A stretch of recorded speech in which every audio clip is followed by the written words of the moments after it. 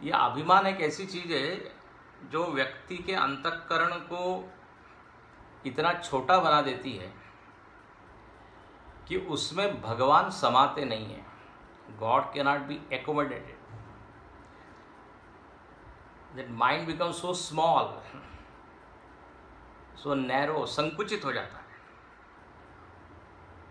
उसको स्वयं के अलावा कुछ दिखता ही नहीं है, सबको अंडर एस्टिमेट करता है। तो अभिमान से मन छोटा हो जाता है। अब इस छोटे मन में अनंत परमात्मा कैसे बैठेंगे?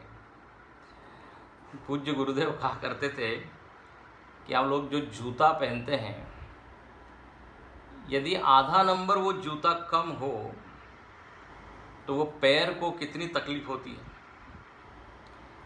हाँ, वो जूता काटता है पैर। अब ये भी कैसा एक्सप्रेशन है, जूता काटता है। अब उसमें दांत तो है नहीं, कैसे काटता है वो?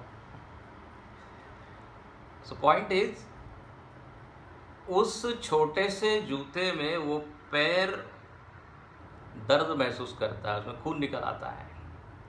वो कहते थे ऐसे ही यदि हमारा अंतःकरण बिल्कुल छोटा, मैं मेरा बस, इससे ज़्यादा वो सोचता ही नहीं है, तो बोले ऐसे अंतःकरण में ही कैन नॉट कम। अभिमान की थैली इतनी छोटी है, स्वामी अखंडानंद जी महाराज कहते थे, कि उसमें भगवान बैठ नहीं सकते।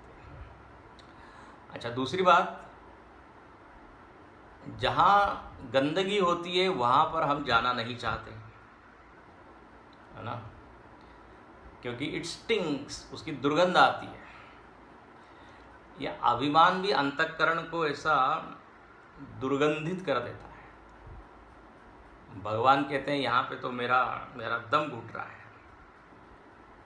तो ऐसे अंतःकरण में जिसमें अभिमान आदि विकार है, वो अंतःकरण में कोई अच्छे वाइब्रेशंस नहीं होते, हाँ, अच्छा वातावरण नहीं होता।